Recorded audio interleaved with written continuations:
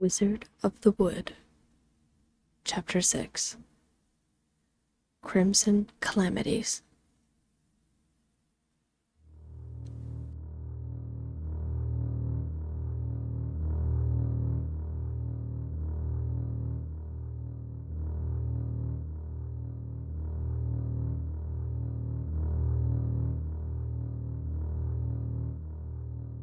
Again. That voice, her voice, commanded something of her once again. Unfeeling, with no inkling of pity or soul in her voice. Did she not know how it felt? Why did it have to be her? Why did she have to be made to suffer? Had she done something wrong? Had she hurt someone in a past life to deserve this? She didn't want to do it again. She wanted to be done. She wanted to be free. Why couldn't they just let her go? Why couldn't they just let her go? Drill it again. That voice. That cold female voice. Like a dagger of ice carving its way down her spine. It sent a frigid shiver through her that reached the depth of that fragment of soul she clung to. Did she dare try to refuse? Bad things happened when she refused. But then again, bad things always happened, whether she obeyed or not. Obedient, unfeeling, unthinking. She raised her hand and dared to tap into her power. At least this way, the hurt might not be as bad. The air around her swirled. The crack of a lightning strike ripped through the sky. Power. Pure adrenaline. The flash of deep crimson raining down from the sky meant she was doing something right. The lightning flash struck her chest. Suddenly, everything hurt. Every nerve and fiber of her being screamed in agony and exhilaration as the rush of electricity surged through her. Good, very good. Run it again, said that same cool voice. Sourceless, untouchable, omnipresent. That wicked woman, her tormentor, was always there. And she couldn't refuse without consequence. So they did.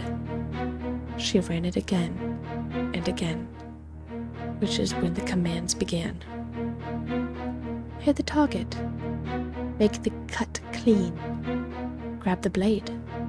Ignite the blade. Every command was fulfilled, even when exhaustion took her vision. Good, very good. You are ready. Then, as the last flash vaporized, there was darkness.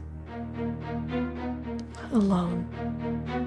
Black above, below, and from side to side. As the light faded and left her in only darkness, she realized the muzzle was gone. The gag was gone. Was now her chance? Taking a few bold steps and spinning around to see where that psychopath woman was, she cried out, "Let me go! Please! Just let me go!" She shouted at the top of her lungs, but her voice was swallowed by the thick darkness surrounding her. The air felt tangible, as if her words were swirling around her, stagnant and suspended in midair. Then, laugh. That cackling laugh from that wicked captor of hers. It began as a whisper, formed from an echo's dream. It grew exponentially until she thought her eardrums were going to burst.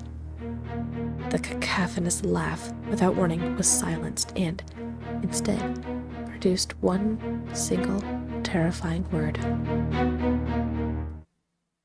Run. Willing her body to move, she sprinted as fast as she could, not knowing where she was going and unsure if she was even moving forward. Why did this place look so familiar? It was nowhere, but even nowhere is somewhere. Step after step landed onto some semblance of a surface. It was only as her lungs screamed for mercy when things began to emerge in puffs of verdant gray smoke. Implements used to hurt her, tables she was strapped into. They formed as though the smoke were moving through water, dissipating in the air and expanding out to engulf all it touched. Easily, she breezed past the emerging objects as they formed from the smoke. Barriers shot up from the ground, but she leapt over them. Beams and wires spread themselves like spiderwebs over every path she turned to. But she refused to stop running. She refused to give up again. Today would be the day. The crackling crimson lightning shot from the tips of her fingers on her outstretched hand, melting the wires and clearing her path. There, up ahead, was a sliver of golden light. Indescribable, it was the most beautiful thing she had laid her eyes on. Drawn to this beauty, she ran toward it, spending every ounce of willpower she had left in her broken body. Her heart raced faster and faster until she thought it was going to burst. The golden light was so close, expanding wider and wider into a doorway that could only lead to a better place. Were those flowers? Was that the mountainside? Shapes began to form from a golden sandy mist, and their clarity was enhancing with every step. She reached out her hand. She could nearly touch it. It was too good to be true. As though an invisible noose had latched onto her throat, her head was snapped back, and her body was flung backwards into the air. She hit the ground hard, the air being thrown from her lungs. To her horror, that invisible tether began dragging her backward, away from the light, and into the menacing contraption that kept her pinned down. Her body slid onto the metallic slab and stayed there as she thrashed with all her might. "Oh, my dear, we still have work to do." She watched two sourceless hands emerge with that awful mouthpiece she was all too familiar with.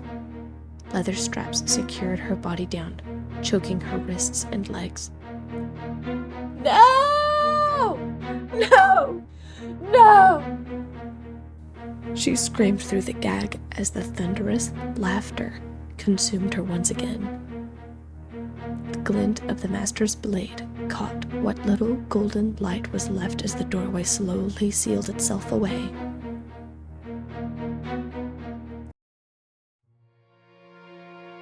Essie's eyes snapped open, heart palpitating in her chest so hard that she felt lightheaded. She sat bolt upright in her bed, heaving a few breaths as she looked at the glistening sweat on her arms and chest. What had happened? Why had she woken up so startled? Essie glanced around the room, but the window and door were both secure. There was nothing actively breaking into her home. She glanced up at the shelf where her small roommate slept on the shelf. Nothing. He was such a sound sleeper, and he hardly could make such a ruckus at his size. Was it a dream? Impossible. She couldn't dream. She hadn't dreamed for years. Right? Then again, was she dreaming and just not remembering? If that were the case, the juniper should make the dreams soothing, right? There were spells she tried, but they didn't work. Why? Why couldn't she remember what happened? Was there a reason? And if there were a reason, why was it so hidden? Essie considered herself to be intelligent, and being unable to solve this riddle weighed on her mind and soul. And again, would she want to remember whatever it was if it made her sweat like this? If she woke up with her heart breaking through her ribs, it couldn't be good, right?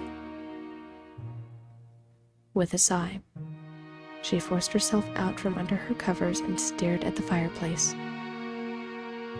"Pygmy," she said firmly, and a sparking flame formed on the tip of her finger. She flicked the spark into the fireplace and focused on growing the flame until it engulfed the wood. Her ice shard-like eyes latched onto the crackling warmth of the wood. Draping her blanket over her shoulders, she sat by the fireplace and stared for a time before coaxing herself from her mind. Maybe being productive would take her mind off of things.